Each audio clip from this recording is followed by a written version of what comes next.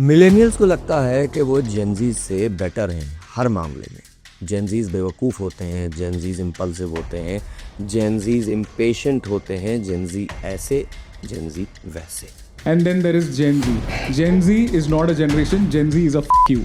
So you're talking about understanding Gen Z, right? Brother, I will tell you, I have a Gen Z in my house. Right? I'm amazed. Do you feel कि हमारी generation ऐसी है जो जिसने थोड़ा सा drama किया हटाओ काटो यार, अपन अकेले जीतेंगे। मैं लेटेस्ट तो जेनजीज तो वीकेंड कल्चर पे चल रहे हैं। जेनजी अब तो वर्कफोर्स भी घुस रहे हैं जेनजी वर्कफोर्स में, and we are not ready for Gen Z in workforce. आइए समझते हैं कि 8 से 10 साल के डिफरेंस पर ऐसा क्या हुआ कि मिलेनियल्स और जेनजीज की सोच में, बिहेवियर में, हर चीज़ में इतना ज़्यादा डिफरेंस आ गया। 1992 में राहुल नाम का एक लड़का पैदा होता है, हमारा मिलेनियल। 1996 आता है जब वो 4 साल का होता है, अपना होश संभालना शुरू करता है और दुनिया को भी समझने का प्रोसेस उसके दिमाग में शुरू हो जाता है। कोई इंटरनेट नहीं, स्क्रीन टाइम के नाम पे लिमिटेड टीवी चैनल्स। आता है ईयर 2000 जब वो 8 साल का होता है। स्कूल कॉलोनी में भाग दौड़ के गेम्स, बैडमिंटन, क्रिकेट, यही उसका फन टाइम होता है।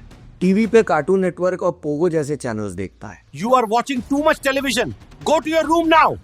उसमें भी बैकग्राउंड में पेरेंट्स की आवाज़ आती है कि ज़्यादा मत देखो वरना आंखें ख़राब हो जाएंगी। एंटरटेनमेंट के नाम पे physical interaction with friends, cousins, sports, यही उसकी लाइफ है। राहुल के ब्रेन की जो वायरिंग बिल्ड हो रही है वो बोर्डम और इमेजिनेशन पे बिल्ड हो रही है, यानी उसको सोचने का टाइम बहुत मिल रहा है, जिससे उसकी इमेजिनेटिव पावर बहुत तेज़ी से इंक्रीज कर रही है। जैसे जैसे बड़ा होता है, बुक्स, नॉवेल्स, कॉमिक्स में उसका इंटरेस्ट जागता है, रीडिंग टाइम उसका इंक्रीज होने लगता है।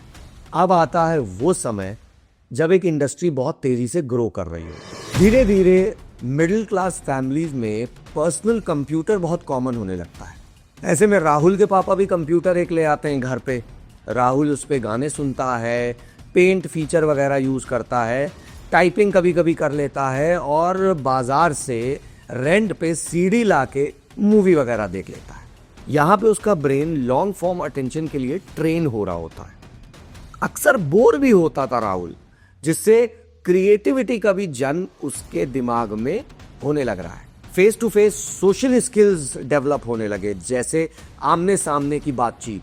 जो मैक्सिमम सेंस ऑफ कंपटीशन उसके दिमाग में था वो स्कूल में थोड़ा बहुत था, स्पोर्ट्स में आ जाता था। अटेंशन की उतनी भूख नहीं सताती थी उसको। और देखते ही देखते एक और टेक मार्केट में आता है, मोबाइल फोन।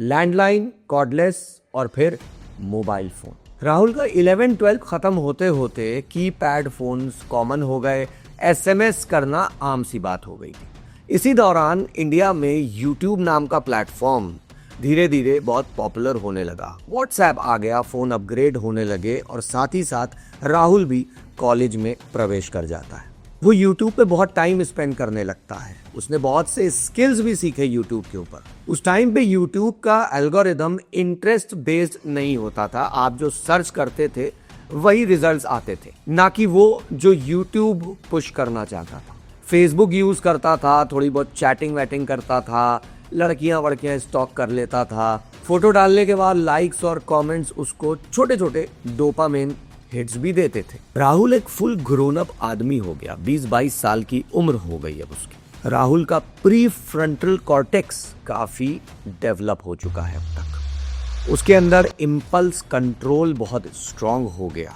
उसकी आइडेंटिटी फुल्ली सोशल मीडिया के ऊपर डिपेंड नहीं रही।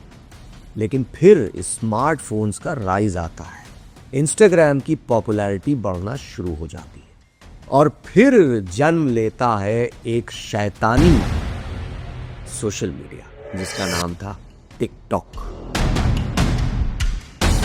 अब बारी है हमारे जेनजी अयान की। समझने की कोशिश करेंगे कि जेनजी अयान को वक्त ने कहां धोखा दिया, आखिर उसका दिमाग बदलना क्यों शुरू हो गया। राहुल से अराउंड 8 साल छोटा अयान का जन्म 2000 में होता है। अयान की 1 से 5 साल तक की उम्र में कोई चेंज ऐसा देखने को नहीं मिलता। स्मार्टफोन्स आए नहीं थे, टीवी केबल का कल्चर बढ़ रहा था। राहुल की तरह अयान का भी यहाँ तक का एनवायरनमेंट सेम ही था। फिर अचानक 2005-6 के अराउंड होम इंटरनेट डिवाइसेस बड़े ही कॉमन होने लगे। पर्सनल कंप्यूटर तो आ ही चुका था, यूट्यूब का एरा शुरू हो चुका था, गेमिंग जैसे CS, GTA बहुत पॉपुलर होने लग रहे थे, अर्ली मोबाइल फोन्स का भी दौर शुरू हो चुका था। बच्चे कार्टून नेटवर्क ना देख के fast paced animated content consume करने लगे। यहाँ पे अयान फास्टर विजुअल्स को एब्जॉर्ब करना शुरू करता है और टाइम पास करना बहुत आसान हो गया था। बोर्डम टाइम बहुत कम हो गया था, जिससे क्रिएटिविटी का भी ग्राफ बहुत तेजी से नीचे आने लगा। अब आता है अयान के लिए एक मेजर टर्निंग पॉइंट।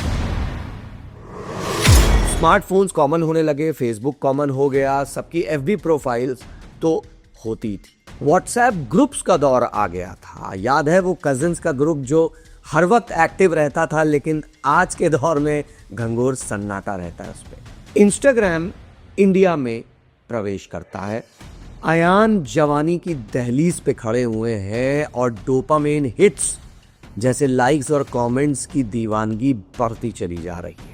अयान का फ्रंटल कॉर्टेक्स अभी डेवलप हो ही रहा है, रिवॉर्ड सिस्टम बहुत ज़्यादा एक्टिव है, सोशल वैलिडेशन को अयान डिजिटली ढूंढने लग रहा है। लेकिन कहानी यहाँ ख़त्म नहीं हुई, नाज तो अब शुरू होगा। जियो ने इंटरनेट को फ्री कर दिया, मिट्टी के भाव इंटरनेट डेटा बिकने लगा और फिर सबसे बड़ा शैतान यानी टिकटॉक की एंट्री होती। ये पहली बार था जब शॉर्ट फॉर्म कंटेंट मार्केट में आता है, जिसने धूम मचा के रख दिया। एक तरह का फटाफट डोपामाइन शॉट्स सबको मिलने लगा और मजे की बात तो ये है कि क्रिएटर को भी ज्यादा दिमाग नहीं लगाना पड़ रहा था, बस ऑडियो पे नाचो या लिपसिंग करो। इससे क्या होने लगा कि बच्चे कांस्टेंट डोपामाइन लूप में फंस जाते हैं। डीप थिंकिंग ऑलमोस्ट जीरो हो गई अयान की।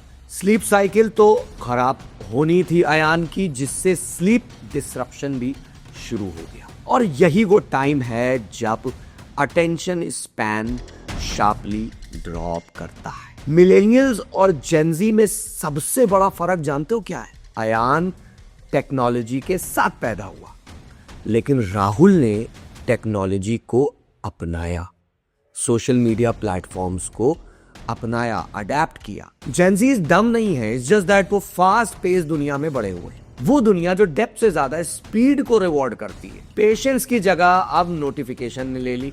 रियल क्वेश्चन यहाँ ये नहीं है कि जेनजीज के साथ प्रॉब्लम क्या है, रियल क्वेश्चन ये है कि वो किस एनवायरनमेंट में पले बढ़े।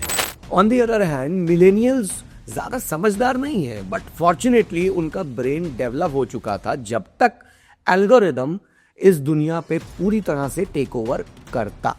जेनजीज ने इंटेलिजेंस नहीं खोई है, उन्होंने खोया है बोर्डम, उन्होंने खोया है पेशेंस, उन्होंने खोया है साइलेंस, अनइंटरप्टेड फोकस। और सबसे डेंजरस बात जानते हो क्या है? हमारी नेक्स्ट जनरेशन इससे भी बदतर एनवायरनमेंट में पैदा हुई है।